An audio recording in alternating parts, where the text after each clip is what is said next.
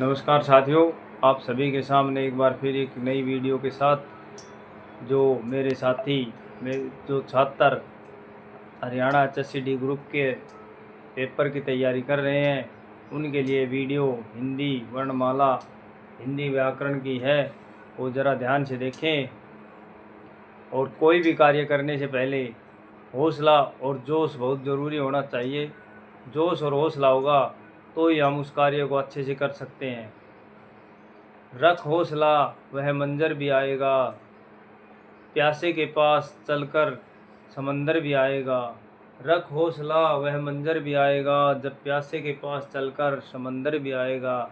ए मंजिल के मुसाफिर यूँ थक कर मत बैठ, मंजिल भी मिलेगी और मिलने का मज़ा भी आएगा। साथियों, आपके अंदर हौसला होगा तो ही आप उसका किसी भी कार्य को के अंदर सफलता प्राप्त करेंगे। तो एक बार फिर मैं इस सिलेबस की तैयारी के लिए हिंदी के क्वेश्चंस लेकर व्याकरण के लिए आ गया हूँ। पहला क्वेश्चन है हमारा, भाषा की सबसे छोटी लिखित इकाई कौन सी है? तो भाषा की सबसे छोटी लिखित इकाई वर्ण है। नंबर 2 क्वेश्चन, भाषा की मौखिक इकाई कौन सी है? तो मौखिक इकाई पूछ ली जाए तो ध्वनि है। नंबर 3 क्वेश्चन, वर्णमाला में कुल वर्णों की संख्या कितनी है? तो वर्णमाला में वर्णों की संख्या 52 है। नंबर 4 क्वेश्चन, वर्णमाला में मूल स्वरों की संख्या कितनी है? वर्णमाला में वर्णों की मूल संख्या 4 है। वो कौन कौन से हैं? वो 4 ए, छोटी ई, छोटा ऊ और जो रे ऋषि में जो ऋषि री आती है वो, तो ये 4 हो गए। क्या पूछा इसने इस क्वेश्चन के अंदर कि हिंदी के वर्णमाला में कुल वर्णों की संख्या 52 थी। हिंदी वर्णमाला में मूल स्वरों की संख्या तो 4 होती है। अब क्वेश्चन नंबर अगला देखते हैं, हिंदी वर्णमाला में कुल स्वरों की संख्या कितनी है? हिंदी वर्णमाला में कुल स्वरों की संख्या कितनी मानी जाती है? 11 मानी जाती है। और उच्चारण के आधार पर स्वरों की संख्या कितनी होती है? तो उच्चारण के आधार पर स्वरों की संख्या 10 होती है। और लिखने के आधार पर स्वरों की संख्या 11 होती है। अगले क्वेश्चन पर चलते हैं। अयोगवाह किन्हें कहते हैं? हिंदी वर्णमाला में वर्णों में अयोगवाह किन्हें कहते हैं? तो अयोगवाह अंग और एह को व्याकरण में क्या कहते हैं? अयोगवाह। अब क्वेश्चन नंबर 7 पर चलते हैं। व्यंजनों की कुल संख्या कितनी होती है? तो व्यंजनों की कुल संख्या 33 होती है। व्यंजनों की कुल संख्या 33 होती है। अगले क्वेश्चन पर चलते हैं। सप्रस व्यंजन कितने होते हैं? सप्रस व्यंजन कितने होते हैं? तो 25 होते हैं। सप्रस व्यंजन 25 होते हैं। अब सप्रस व्यंजन कौन कौन से होते हैं?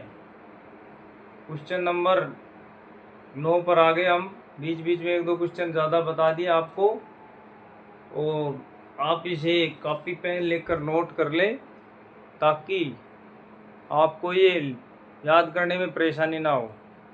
तो सप्रस व्यंजन कौन कौन से होते हैं?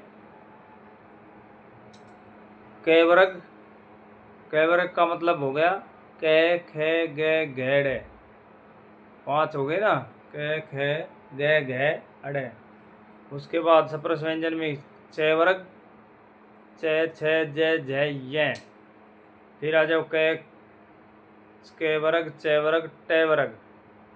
टे ठे डे डैण ये सप्रस व्यंजन है।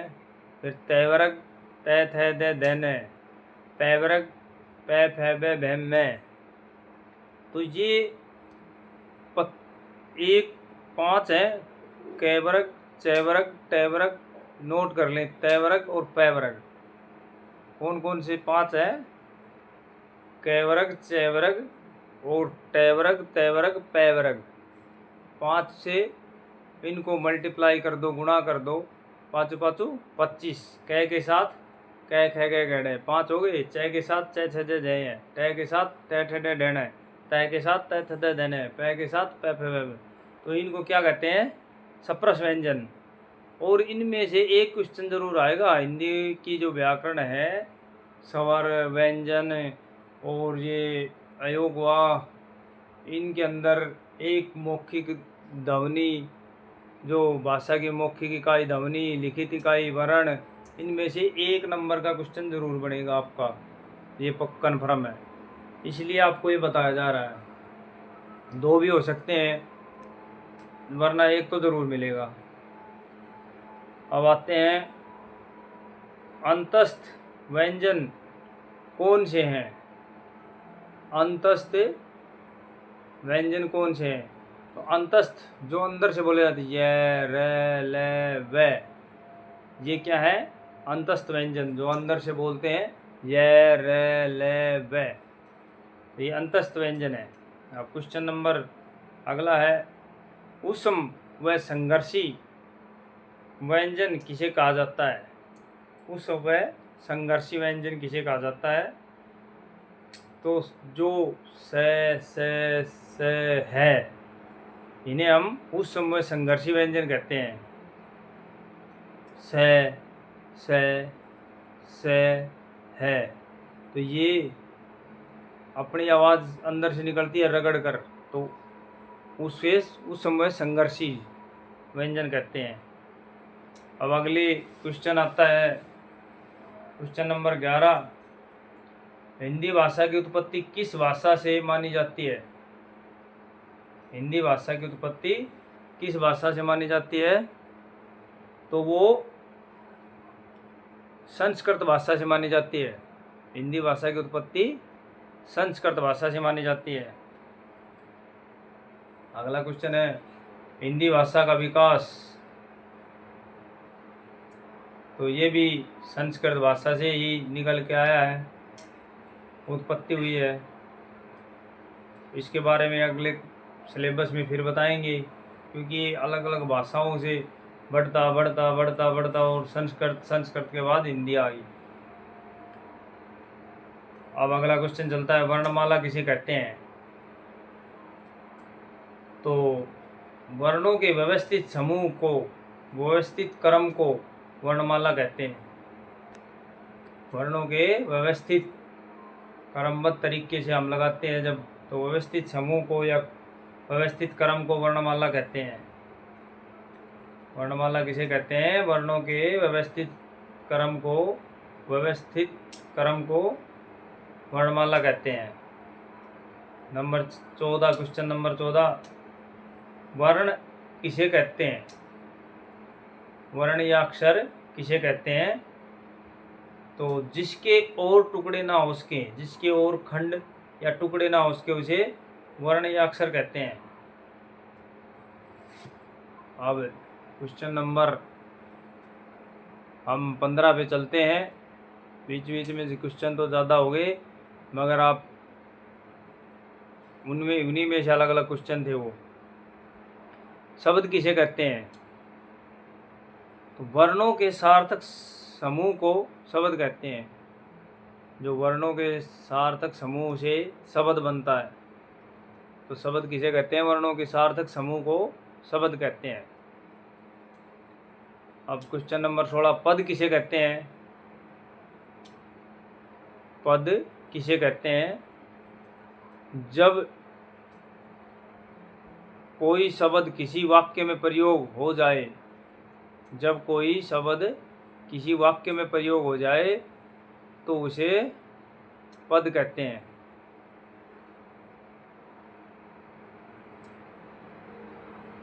पद किसे कहते हैं? जब कोई शब्द किसी वाक्य में प्रयोग हो जाए तो उसे पद कहते हैं।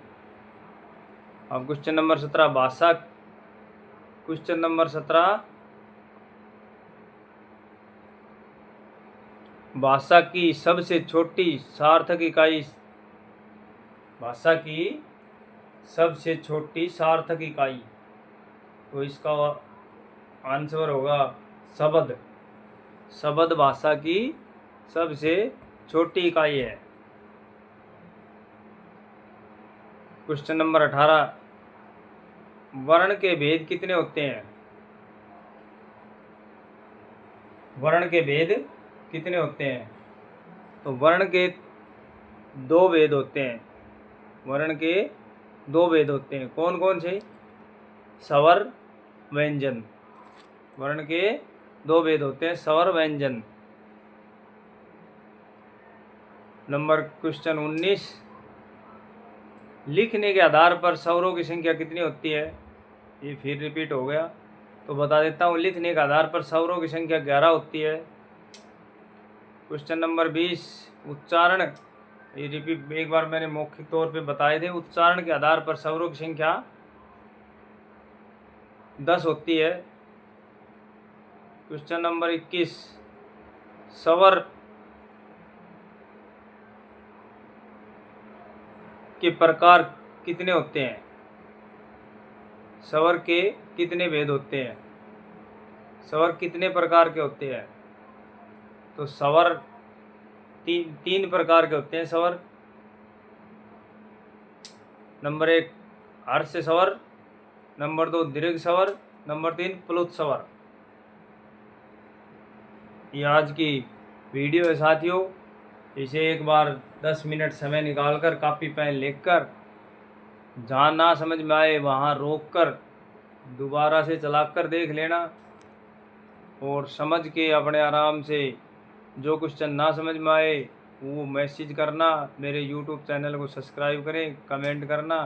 मैं कोशिश करूँगा उसे दोबारा समझाने की, और आपके लिए जो मैं अपना समय निकाल कर सहयोग कर रहा हूँ, तो कोशिश करें आप भी इस सहयोग का फ़ायदा उठाएं और अपने सिलेक्शन को लेने की कोशिश करें हरियाणा HSCD ग्रुप में, ताकि आपका जीवन और आपके परिवार का जीवन सुखमय हो। मैं यही कामना करूँगा कि जहाँ भी हैं आप मंगल और कुशल मंगल हो, और इस वीडियो को देखें। अगली नेक्स्ट वीडियो में फिर मिलते हैं। कोई ना कोई सिलेबस जो मेरी समझ में आएगा आपके लिए लेकर आऊँगा। इसका कोई आपकी देखने का कोई फीस नहीं है, और अपने इस सिलेबस के अंदर भी सुधार करूँगा। फिर मिलते हैं अगली वीडियो में।